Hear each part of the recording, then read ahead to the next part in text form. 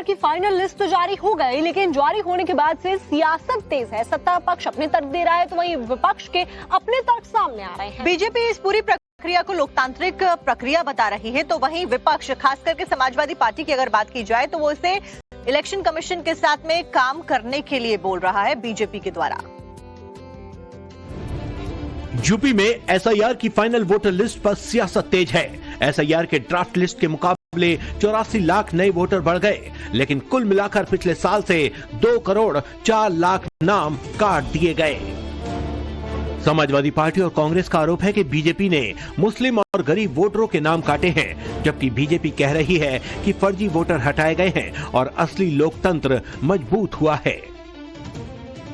यहाँ भारतीय जनता पार्टी और चुनाव आयोग का गठबंधन हो, जहाँ पे भारतीय जनता पार्टी के साथ मिलके बंगाल में चुनाव आयोग चुनाव लड़ रहा हो और उनकी भाषा ऐसा लग रहा हो जैसे कि एक राजनीतिक दल की भाषा हो, उस चुनाव आयोग से समाजवादी पार्टी को बहुत ज़्यादा उम्मीद नहीं है। एसआईआर की प्रक्रिया पे समाजवादी पार्टी की पैनी नज़र है और समाजवादी पार्टी ने अपने सभी नेताओं कार्यकर्ताओं को निर्देश दिए हैं कि वो जो सूची जारी हुई है उसका गहन अध्ययन करे, उस पे जो भी रिपोर्ट है वो पार्टी को दे और पार्टी के पास जब इस तरह की रिपोर्ट आएगी तब समाजवादी पार्टी इस पूरी सूची पे कोई टिप्पणी करेगी। भारत निर्वाचन आयोग ने शुचिता पारदर्शिता पूर्व जो वास्तव में मतदाता था उनका नाम मतदाता सूची में समाहित किया है।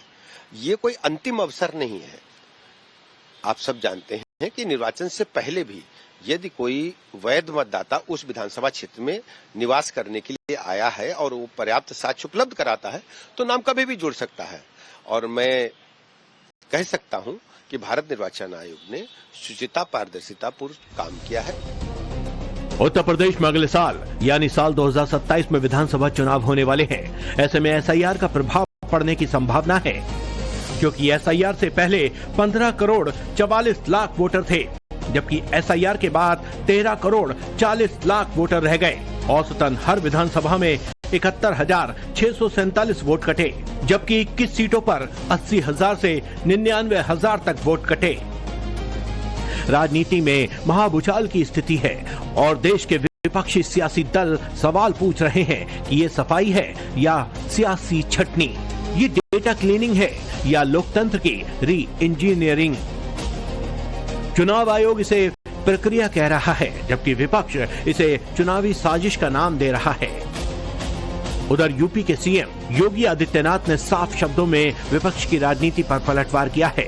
योगी आदित्यनाथ ने कहा कि पहले यूपी में विकास एक परिवार तक सिमट गया था।